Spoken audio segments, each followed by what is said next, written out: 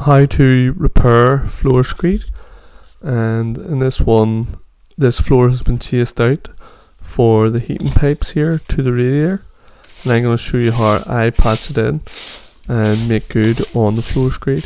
So firstly, you got to get all the dust out, whether it be in hoovering or sweeping it out with a wee brush. Get as much of the dust out as possible to help for a better bond. Secondly, what I do after that's done, I give it all either an SBR or a strong PVA mix, and I give it a good pasting, especially the joint here where it meets the original floor. You don't want it drying in too quick. This is going to be a semi-dry mix, and when I'm waiting for my PVA to tacky up, I get my mix on, and your mix should look something like this. When you compact it, it stays together. So like I said earlier, semi-dry mix. Start filling up your tracks when they're all prepped. You've got your PVA in, dust free PVA in. Start filling your tracks, guys. Really fill them right up. Fill them, overfill them, and I'll show you why soon here.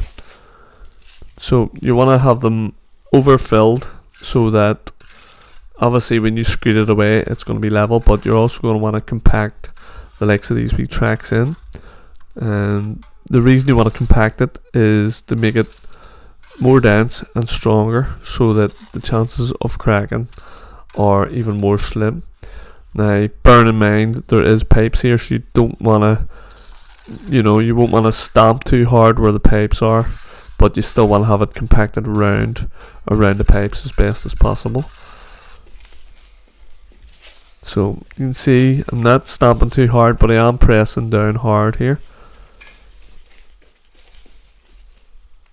as this is in and out of a doorway, so it will be heavy traffic.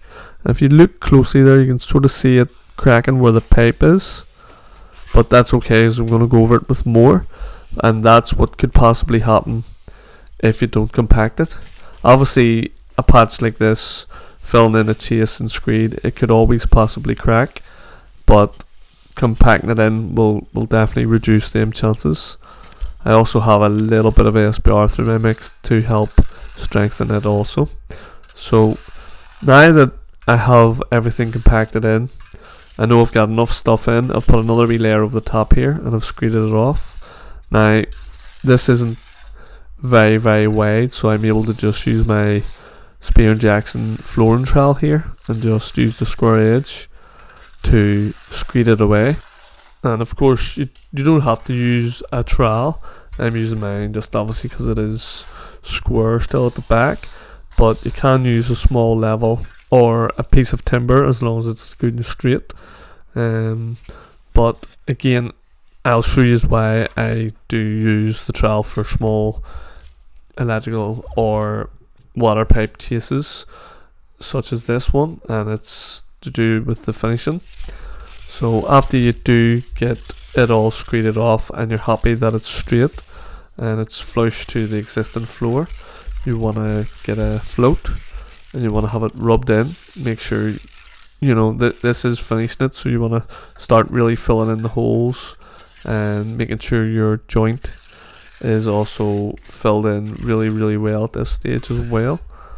You can slightly wet down the joint with water to help patch it in a bit further, and also slow down the setting between the new and the old, which would also help reduce the chances of cracking.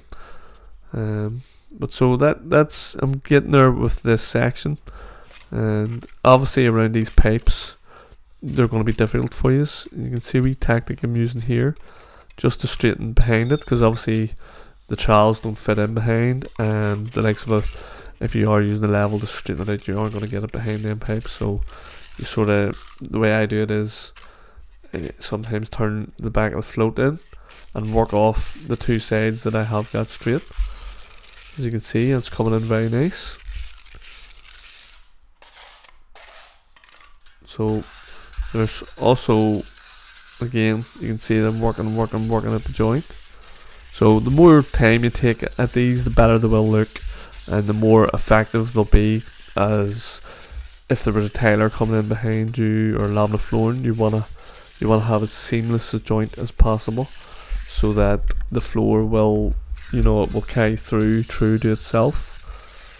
There wouldn't be anything worse than the tiler having to, build up the middle of the floor to suit a patch around the edge of the screed.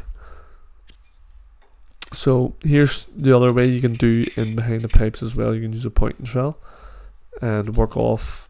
Once you rub off the two sides, you can work off them for your level, and making sure that behind the pipe is following the rest of the floor then as well. You just want to make sure you have everything filled, and it looks much tidier if you take your time around them small awkward areas. Now I'm wiping down the pipes here to go, but at the end I would recommend you get a wee small angle brush and just wash them down. So you can see how I'm finishing left to right here. I'm taking it as I go, I'm finishing it as I go, so that there's no point, you can pile it all in, but just start to finish it as you go. There's no point screeding it, jumping up, screeding the other area, jumping up, screeding the other area. You're better off screeding it, rubbing it, and troweling it off, and cleaning your corner at the back, having it done complete, so that you're in that area on your knees less time than jumping up and down, because you'll find when you are doing any screed work, or even the likes of this small patching work, the less times you have to get up and down off your knees and bend your back is the better.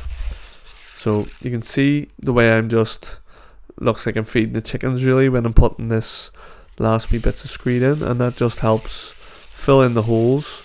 Anywhere you see them wee pivots, wee divots, get the screed sprinkled in onto them and rub it in nice and flush. You can see how well it's coming in there. Doesn't take much, but it looks a much better job when it's done. And being very fussy, like I said, on the joints, so that it feels very seamless coming through. With screed you can, obviously because I've compacted this, you can put a good bit of power in as well, making sure you get it nice and flush to that joint. You can see, and then simply trowel it off, and if there's any corners to be cleaned, make sure you take any excess off out of the way so that the corners are sharp.